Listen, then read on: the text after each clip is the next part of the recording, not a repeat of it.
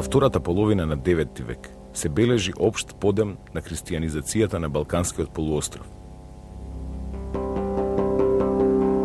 Вештата византиска политика се обидувала преку распространување на христијанските мисионери да го наметне и прошири своето влијание меѓу мнозинското словенско население.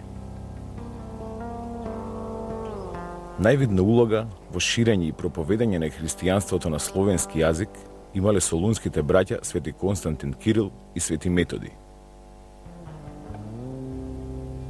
Последиците од нивната мисионерска работа биле исклучителни и универзални, и токму затоа денеска се чествуваат како се словенски учители и просветители.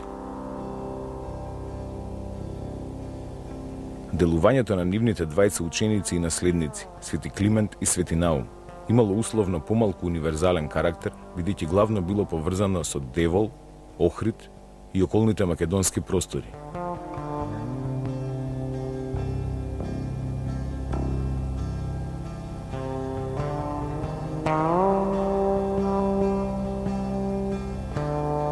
Нивниот ангажман ќе биде проникнат со мислата за продлабочување на христијанизацијата, за создавање на институции, црковна хиерархија и соодветни кадри за словенската богослужба.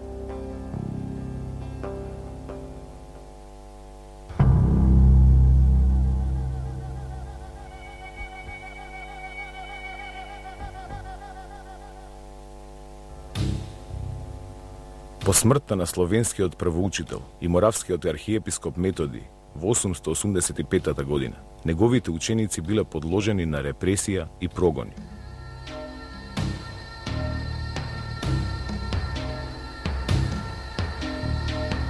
Во редот на најблиските и најподготвените Методиеви ученици, веднаш по гораст се издвојувал Климент.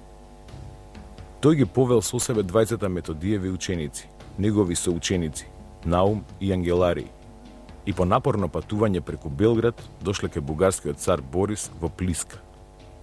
Биле примени од Борис со голема почит и благонаклоност.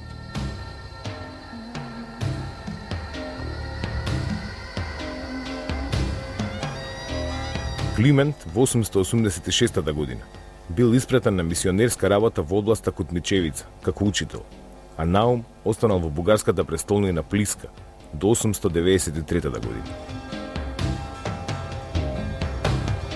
Во врска со значењето и територијалниот опфат на поимот Кутмичевица, постои мислење дека Охрид и околината влегувале во споменатата област, односно комитат, кој ги опфаќал просторите на западна и југозападна Македонија и делови од Албанија, па се до Јадранскиот брег, со центар во градот Девол. Најзначајните пишани изворни податоци за животот и просветителската активност на Свети Климент се пространото житие на Свети Климент и краткото житие на Свети Климент. Споменатите житија се напишани од двајца видни охридски архиепископи. Првото од Теофилакт кон крајот на 11 и почетокот на 12 век, а второто од Димитрий Хоматијан во првата половина на 13 век.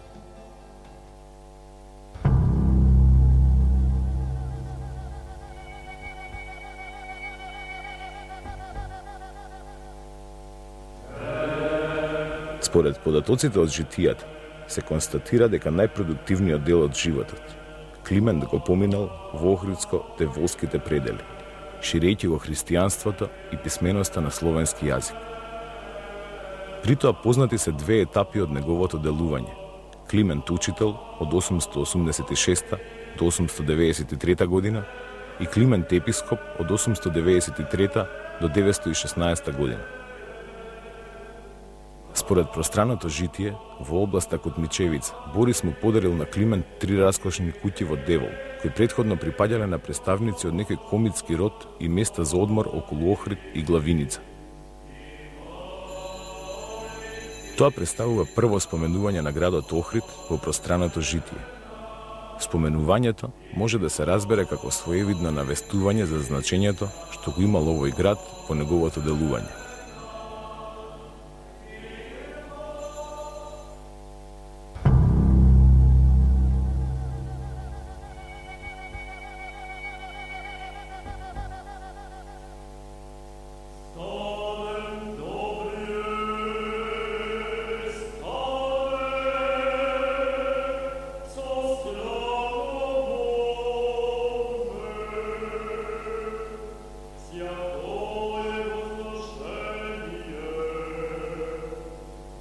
Климент по доаѓањето во Кутмичевица, изградбата и обновата на сакрални објекти ја сметал за една од најприоритетните активности. Климент сметал дека нивната убавина игра голема улога во придобивањето и привлекувањето на луѓето да го прифатат христијанството. Од пространото житие се дознава дека освен манастирската црква Свети Пантелеймон, Климент во Охрид изградил уште една црква. Во краткото житие е забележано дека освен манастирот, тој подигнал и други божествени храмови во Охрид.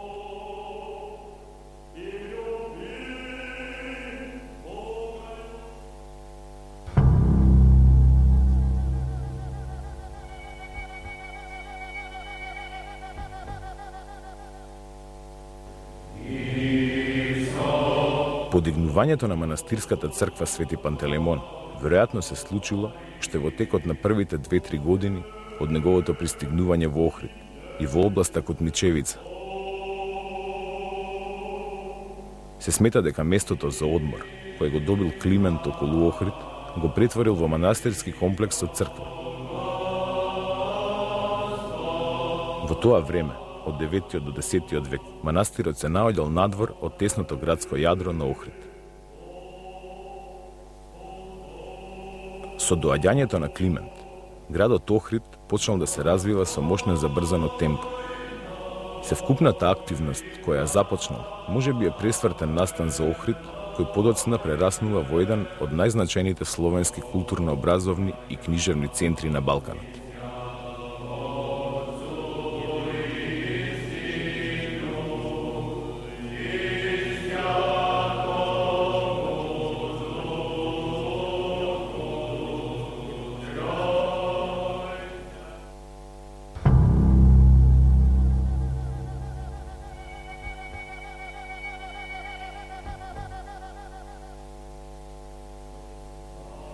Пишаните податоци од пространото житие и присутните народни верувања дека на Плаошник, Имарет, се наоѓала Климентовата црква, го поттикнале археологот Димче Коцо на тој простор да ја бара споменатата сакрална градба.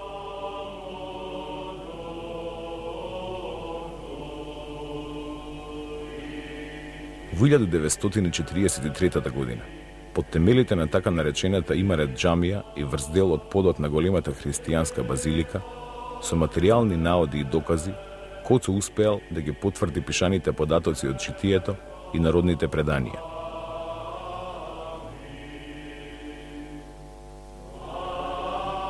Во врска со првобитната црковна градба, утврдено е дека Климент всушност темелно обновил некоја постара запуштена и полуразурната црква која имала форма на триконкос, тролист. Кон основното јадро тој изградил притвор, а потоа веројатно и други градби кон запад, север и југ.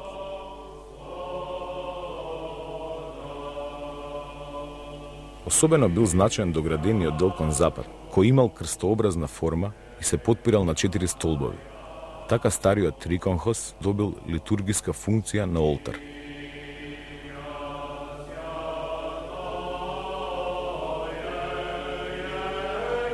Од најстарата црковна градба нема сочуван фреско живопис.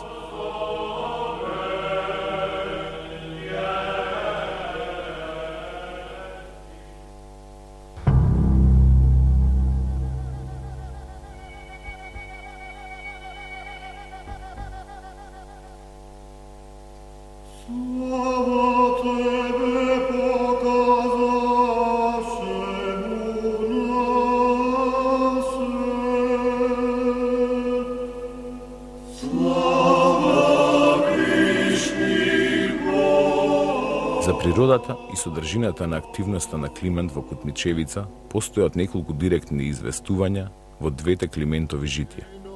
Во пространото житие посебно се опишува делувањето на Климент во Кутмичевица за време на 7-годишниот период, додека делувал како учител. Прво се потенцира општиот сегмент на проповедање и ширење на христијанското учење на разбирлив словенски јазик. Потоа доста детално се открива содржината на неговата просветителска работа.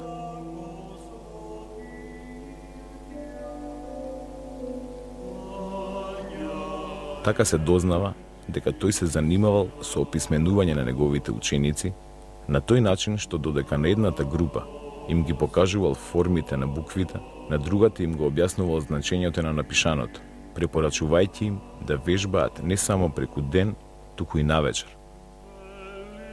Во продолжение се открива дека доколку не ги описменувал децата, тогаш или се оддавал на молитва, или се занимавал со читање или пишување книги.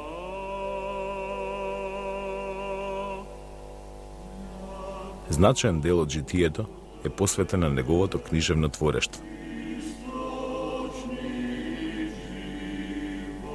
Поради тешкотиите со кои се соочувале словенските свештеници и неговите ученици при користењето на грчките книги за богослужба, Климент се зафатил со интензивна преведувачка и творечка дејност, од што произлегле голем број слова, химни, псалми, песни и други дела со религиозна содржина.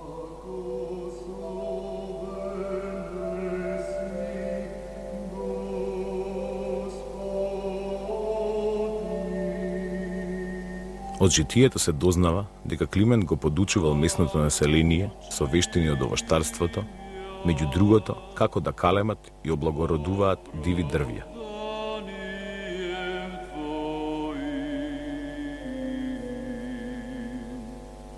Се споменува и дека како учител Климент поставувал четци, подјакони, ѓакони и свештеници. На тој начин бил создаван црковен кадар кој требало да продолжи и унапреди Климентовата благородна дејност.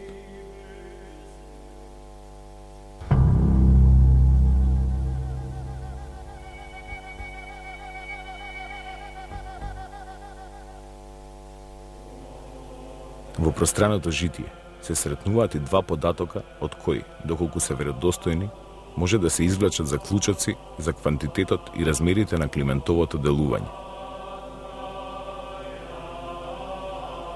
Во првиот податок се истакнува дека во секоја енорија, односно област, имал избрани ученици меѓу другите и тие не биле малку, бидејќи нивниот број достигнувал до 3500. Вториот податок, кој не е поврзан со првиот, гласи дека во секоја енорија Климент се служел со по 300 ученици, без нивните помошници. Овие бројки без сомнение се однесуваат само на понапредните и подобри ученици, кој Климент ги подготвувал за црковно-учителска работа.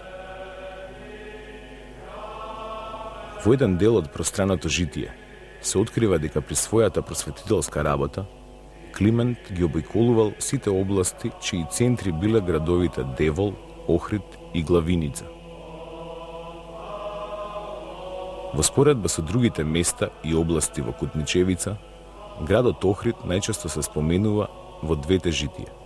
Самото тоа е несомнен показател дека градот имал големо значење во бугарската држава. Поради тоа, со право се смета дека Климент најдолго и најчесто престојувал во Охрид.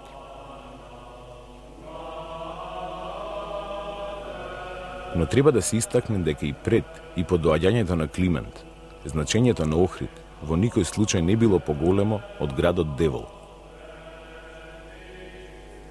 Но во текот на неговата просветителска активност, најверојатно преовладал личниот избор на Климент и манастирот Свети Пантелеймон го претворил во свое неформално седиште, како во периодот додека бил учител, така и подоцна за време на неговото епископување.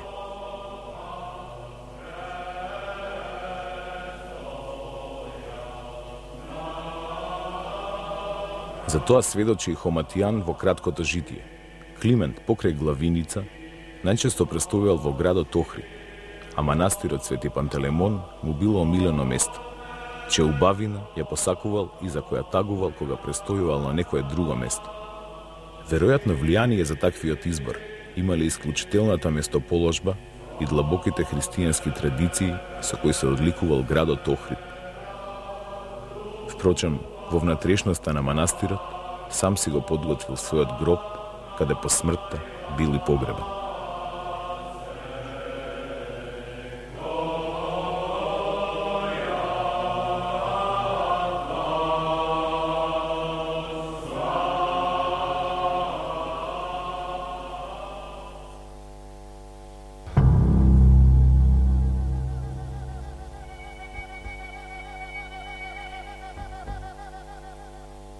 Новиот бугарски владетел Симеон, кој што владеел од 893 до 927 година, истата година кога дошол на власт, го назначил Климент за епископ на Драговитија Дребница Дрембица или Велика Велица.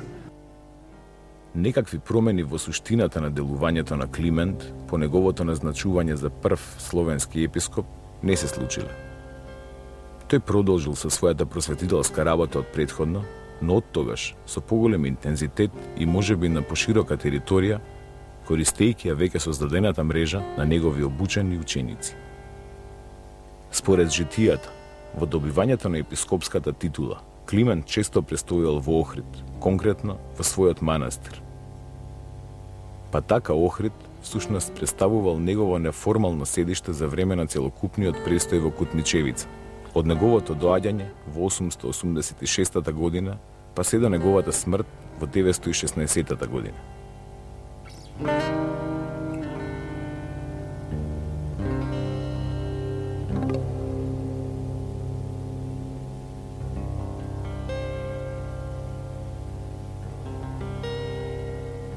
Пред својата смрт, Климент одлучил половина од книгите што ги напишал и останатиот имот со кој располагал да го остави на манастирот во Охрид.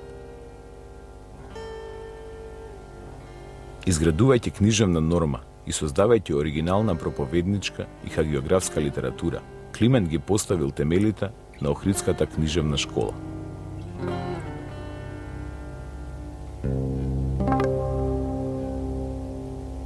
Охрид бил центарот, од каде што се ширало големото словенско црковно просветно дело. Климентовиот манастир на Плаошник се претворил во своевиден расадник, од каде и по неговата смрт бил оспособуван броен словенски свештенички кадар, кој требало да го продолжи големото дело на Свети Климент. Во временското значење на неговото дело најдобро се рефлектира низ повеќе сегменти од уметноста и културата кои се чувствуваат до денес. За тоа сведочат неговото рано канонизирање за светец уште во текот на 10 век, раната и честа појава на неговото представување во фреско живописот и иконописот во средновековните цркви во Охрид и пошироко.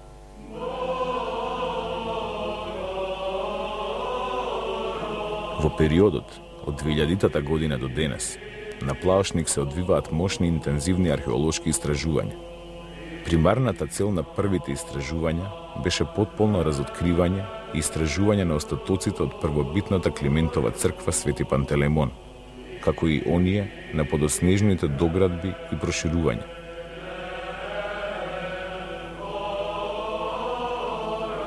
Откако тоа било сторено, се пристапило кон целосна конзервација, реставрација и реконструкција на црквата, но во нејзиниот предпоставен изглед од 13 и 14 век.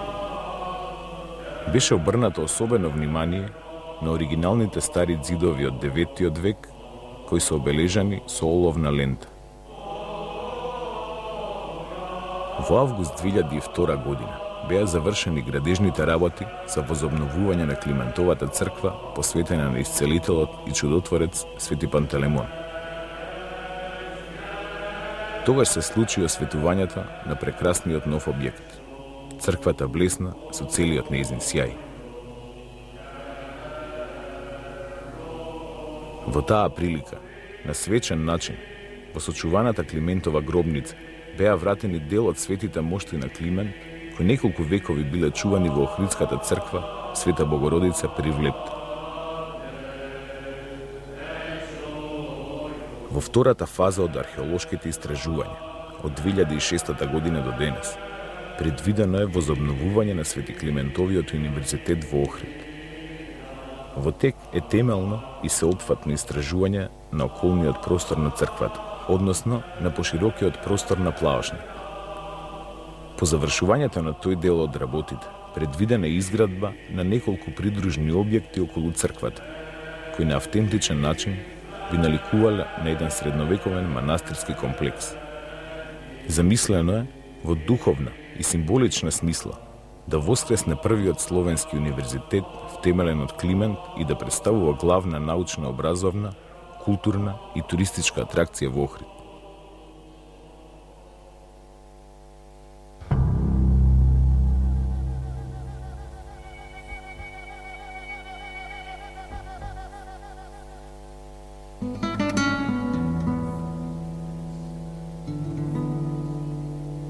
За разлика од Климентовиот живот и делување, кој може да се реконструира од неколку подоцнежни изворни житија, за животот и делувањето на неговиот духовен брат Наум постои едно кусо, но доста веродостојно житие.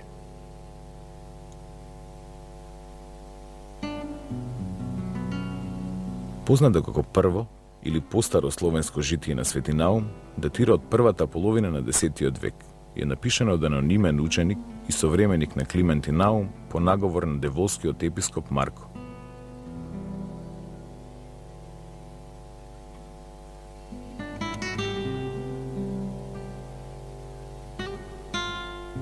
Според кусите и воопштени податоци од првото словенско житие, се дознава дека, кога го поставија Климента за епископ, истиот благоверен цар Симеон го испрати Наум, неговиот другар, на негово место за учител.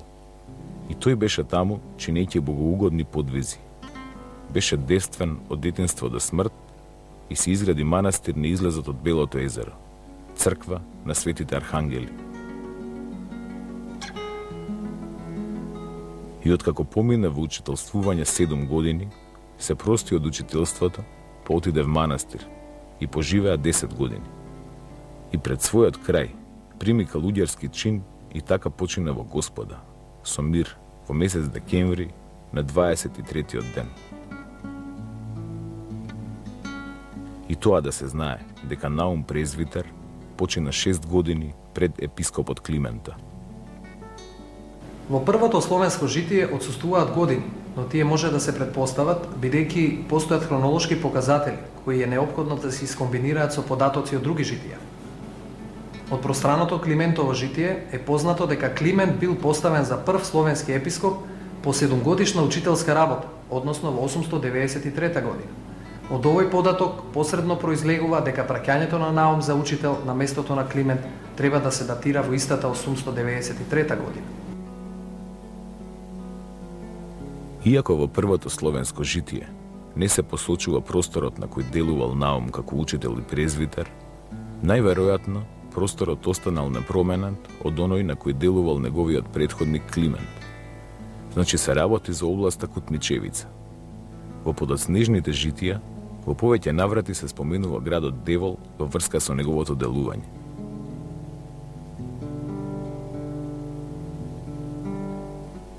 Во второто словенско житие се истакнува дека Наум потекнувал од благородни родители од Мизија.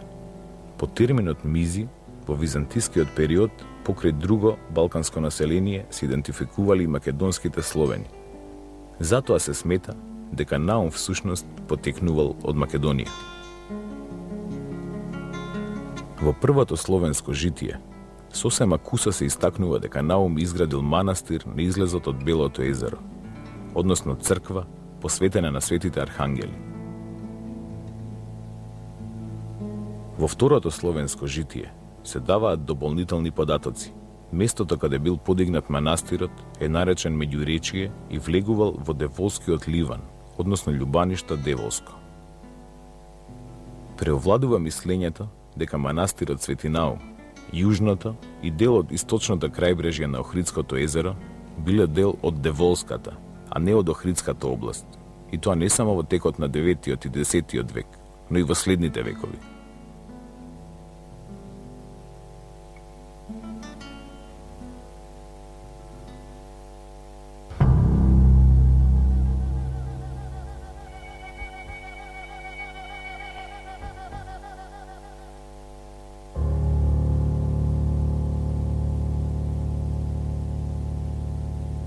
Конкретен податок за времето на подигнување на манастирот се сретнува во второто словенско житие. Според тој податок, Наум го подигнал манастирот во 905 година. Но според кусите податоци од првото словенско житие, црквата можела да е втемелена додека Наум бил презвитер и учител по 893 година и пред 900 година, како место за богослужба и книжевна дејност на словенски јазик. Со археолошките истражувања, превземени од археологот Димча Коцо, откриени се темелите на најстариот храм на светите архангели во форма на триконхос, тролист. Климентовата црква Свети Пантелеймон со своите архитектонски елементи представувала прототип за подоцнежната изградба на Наумовата црква на Архангелите.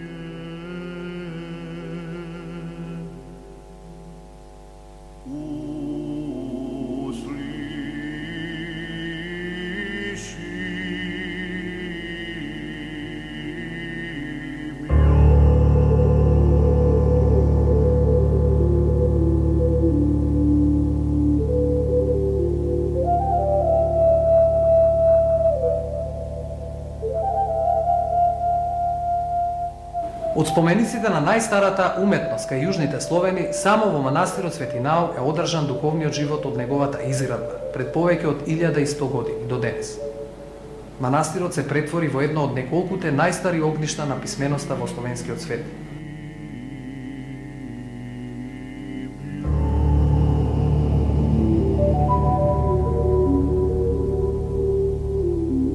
Од своето формирање наваму, Наумовиот манастир ги сочува словенската писменост и богослужба на јазикот на македонските Словени, во времето кога од архиепископскиот врв во Охрид е спроведувана високата политика од Византија.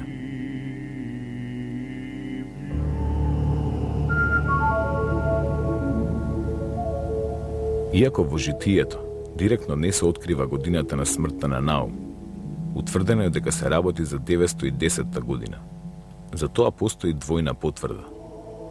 Прво, во самото житие се истакнува дека Наум по учителствувањето 10 години до својата смрт проживеал во својот манастир. Со други зборови кажано, од 900-та година до 910-та година. Второ, во пространото Климентово житие се открива точниот датум и годината на смртта на Климент, 27 јули 916 година. Поаѓајќи од податокот од првото Наумово словенско житие, дека Наум починал 6 години пред Климент, тогаш повторно доаѓаме до 910 година.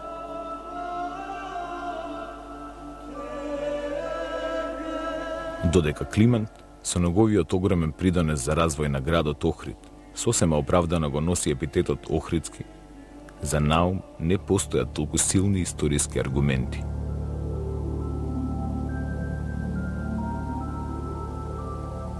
Познато е неговото именување како Свети Наум Чудотворец.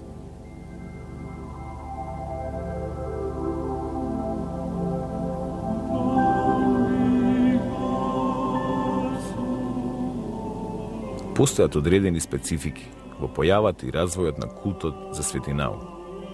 За разлика од Климент, тој бил подоцна канонизиран за светител.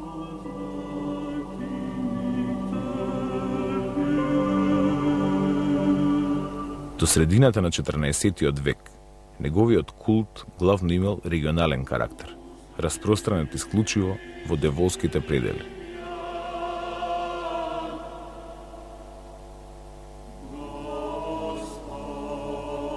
Дури потоа, неговиот култ бил прифатен од населението на Охрид и од институциите на Охридската архиепископија.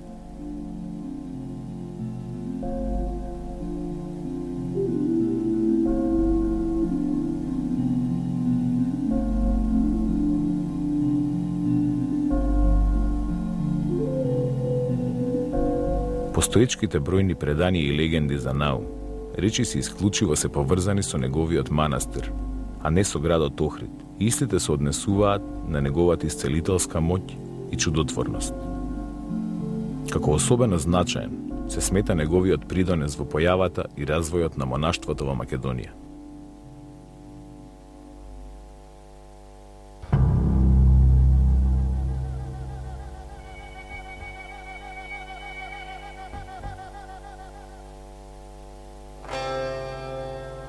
Во периодот од 17-тиот век до средината на 19-тиот век, со обновување на манастирскиот комплекс се интензивира и територијално се проширува светителскиот култ на Наум. Еден од главните чинители кои влијале на негување и проширување на Наумовиот светителски култ на еден поширок балкански простор, од Света Гора на југ до Унгарија на север, било населението од поранешната Деволска област. Особено жителите на градските центри Москополе и Горица, Корча. На гробот на Свети Наум, повеќе од еден милениум, се собираат поклоници на неговите мошти.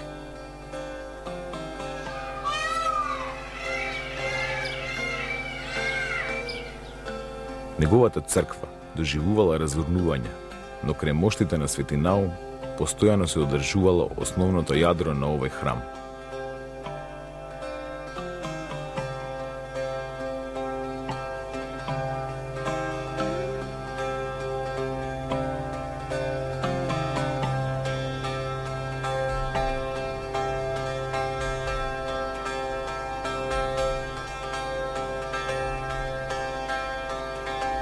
Дури и во времето на османлиската доминација, во исцелителната моќ на светецот верували и муслиманите, кои заедно со луѓето од православната заедница упатувале молитви за помош на своето постоење.